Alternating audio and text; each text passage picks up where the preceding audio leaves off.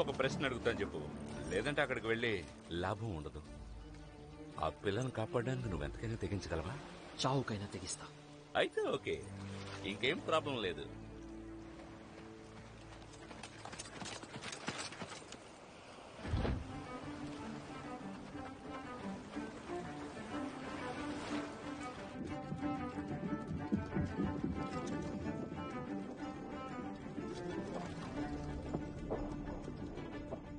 దీన్ని తెలివనాలా లేక పిచ్చనాలా? తెలివి పిచ్చి రెండూ కలిస్తేనే ఇలాంటి పనులు చేయగలం.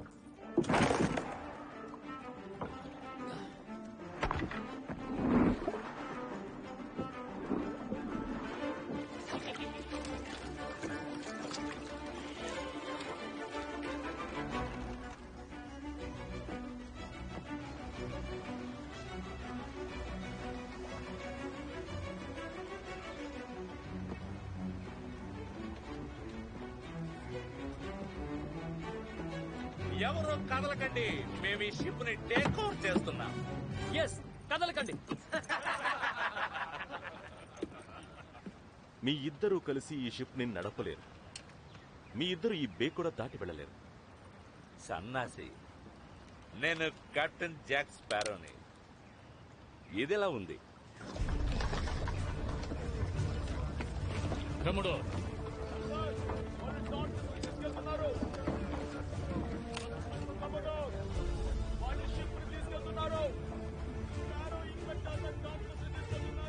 తొందరపడ్డావు డాలర్, మరీ తొందరపడ్డావు. ఇలాంటి చెత్త పైరేట్ ని నేను ఇంతవరకు ఎప్పుడూ చూడలేదు. వాడు వచ్చేస్తున్నారు.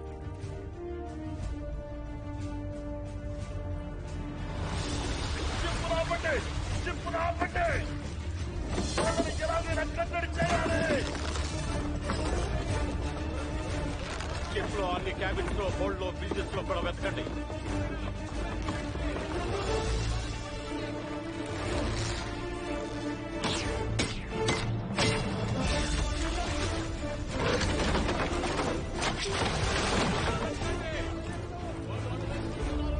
సెయిలర్స్, ఇంటర్సెప్టర్ దగ్గరికి వెళ్ళండి, త్వరగా.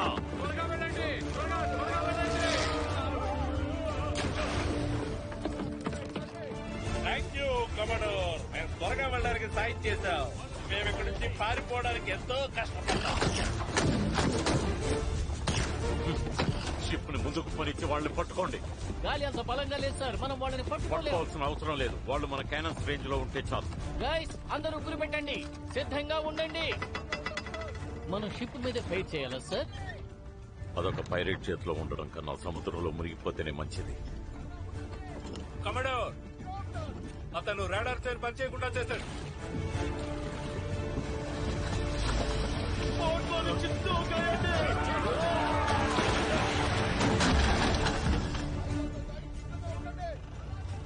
ఇప్పటి వరకు నేను చూసిన బెస్ట్ పైరేట్ అతనే. నీకు అలాగే అనిపిస్తుంది.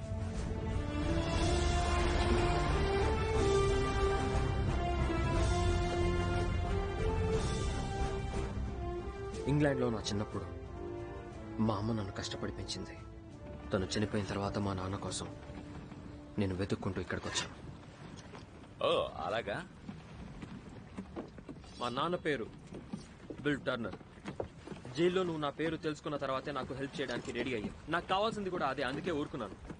నేను స్టూపిడ్ ని కాను జాక్. నీకు మా నాన్న తెలుసు.